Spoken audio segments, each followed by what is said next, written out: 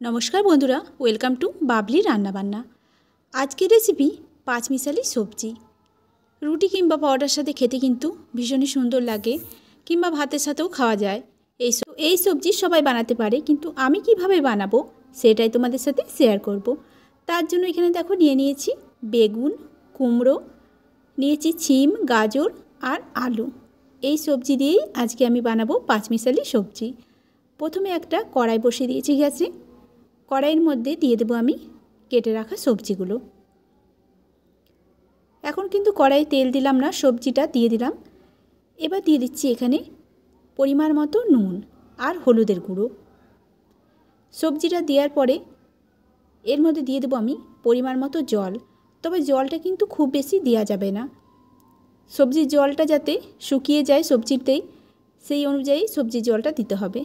এখন একটু নাড়াচাড়া করে নেব সবজিগুলোকে আর ঢাকনা চাপা দিয়ে রান্না হতে দেব। এদিকে আমি নিয়ে নিয়েছি সোয়াবিন।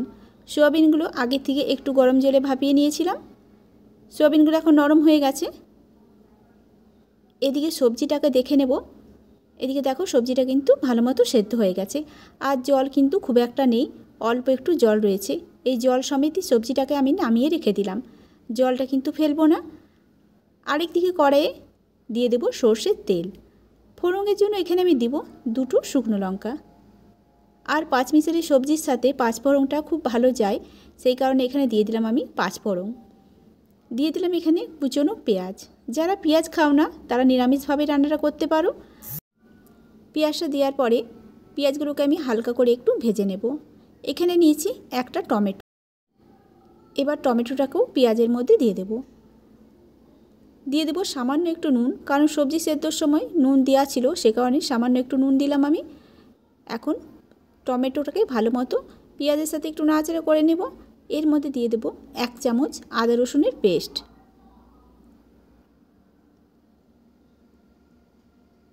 আদা রসুন পেস্ট দেওয়ার পরে একটু নাড়াচাড়া করে একে একে সমস্ত মশলা আমি দিয়ে দেব।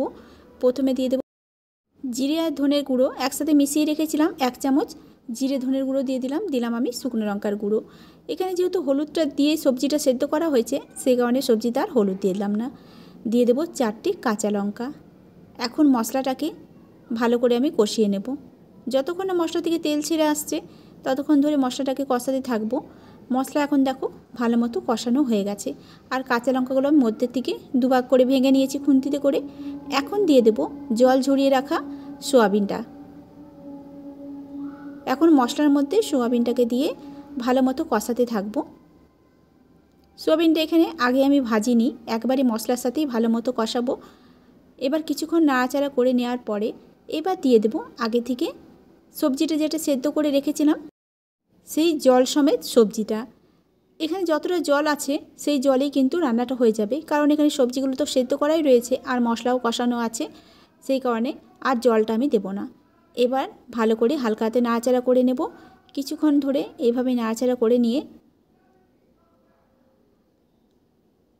এবার আমি একটা ঢাকা দিয়ে একেবারে কম আঁচে কিছুক্ষণ রেখে দেব। কিছুক্ষণ পর ঢাকনাটাকে খুলে নেব।